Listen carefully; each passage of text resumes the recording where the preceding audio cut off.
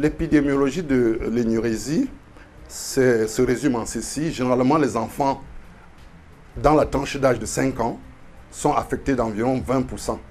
Donc 20% d'enfants dans la tranche de 5 ans souffrent d'énurésie. Entre 5 ans et 10 ans, le taux baisse, c'est environ 4%. Les enfants entre 10 et 15 ans, environ 4% d'enfants sont énurétiques. Et entre 10 et 15 ans, c'est 2%. Maintenant, chez les adultes, un adulte sur 200 est énurétique. Voilà à peu près l'épidémiologie de l'énurésie. Les causes de l'énurésie sont multiples. D'abord, les causes psychologiques. Les causes psychologiques en famille.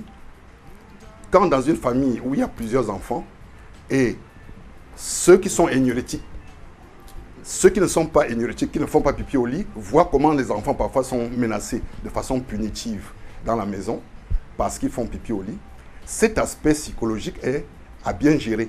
C'est-à-dire que ceux qui ne font pas pipi au lit ont peur de ne pas faire pipi au lit parce que ceux qui font pipi au lit sont menacés et stigmatisés dans la famille, au point où ils ont tellement peur qu'ils finissent par faire pipi au lit. Ça, c'est l'aspect psychologique. Maintenant, il y a l'aspect pathologique. C'est-à-dire qu'il peut y avoir une infection, une cystite, c'est-à-dire qu'une inflammation ou une infection de la vessie. Mais cette fois-là, généralement, s'ajoute la douleur et la fièvre, parfois. Ça, c'est une cause pathologique. Maintenant, il y a des causes parfois qui peuvent être des malformations du système urinaire chez l'enfant, des malformations congénitales qui se détectent simplement par des échographies de la vessie ou du système urinaire pour voir à quel niveau se trouve la malformation.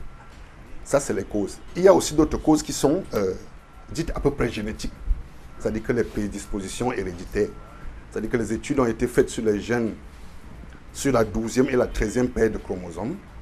Et en résumé, on s'est dit, et ce qui est apparu, c'est que un parent qui a été énurétique dans l'enfance donne son fils ou sa fille à environ 40% d'être énurétique, c'est-à-dire de faire pipi au lit. Ça veut dire que un parent a fait pipi au lit. C'est environ 40% dans le sens de l'hérédité. Ce n'est pas une hérédité directe, mais c'est une prédisposition héréditaire. Et maintenant, si les deux parents ont été énurétiques pendant l'enfance, l'enfant a jusqu'à 70% de chances pour être énurétique. Ça, c'est toujours les causes. Il y a d'autres causes aussi qui peuvent être, par exemple, le diabète, qui ne sont pas diagnostiqués parfois chez les enfants, et qui peuvent amener l'enfant à faire beaucoup d'urine et être énurétique la nuit. Énurétique la nuit surtout, oui. Parce que dans le cas du diabète, quand il y a augmentation de la glycémie, la diurèse, c'est-à-dire que la sécrétion d'urine est plus élevée. Et ça peut être une des causes. Et il y a maintenant les causes chez les adultes qui sont parfois le profond sommeil, ou parfois l'alcoolisme, parfois, oui, chez les adultes. Donc, il y a toutes ces causes-là qui sont concurrentes.